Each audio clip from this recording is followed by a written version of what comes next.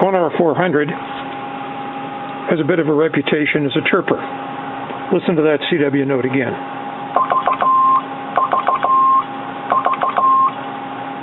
It's not really that bad in this transmitter, but it depends on the transmitter and the crystal. If you want to de-chirp your Conar, take a look at this. The Conar 400 is a one-tube power crystal oscillator, and it uses have to use an old-style crystal that can handle the current, because there's even a current-limiting light bulb in series with it in order to get enough drive.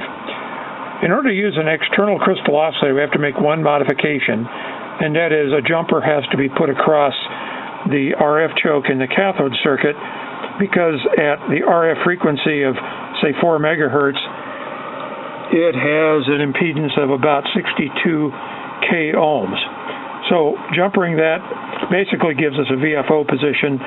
It's the same used in the Globe Scouts and other transmitters that have a crystal VFO switch.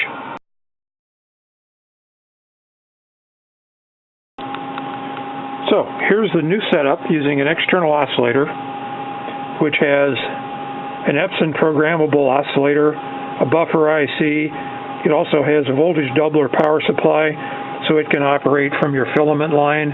In this case, I'm just using a little filament type transformer with 6.3 volts coming out.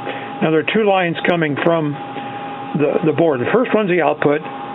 If we follow the orange wires, it goes right into the crystal socket like you would expect for a VFO. Second thing is a keying line, which is going to be explained in just a minute.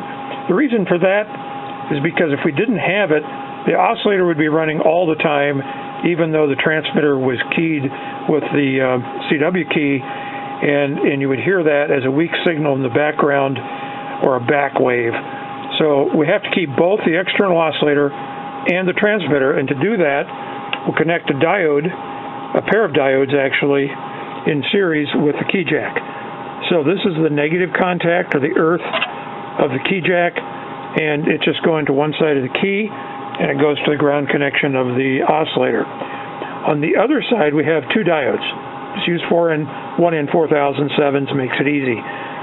So the cathode end of each diode goes to the other side of the key. So the key will be pulling each end of the diode cathode end to ground. One anode goes to the transmitter, the other anode goes to our keying circuit in the external board.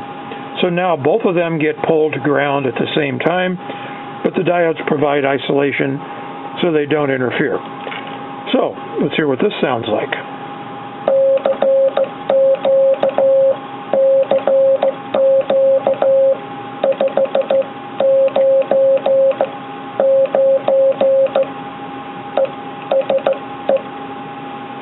There we go, an external oscillator keying the Conar 400 for perfect chirp-free CW.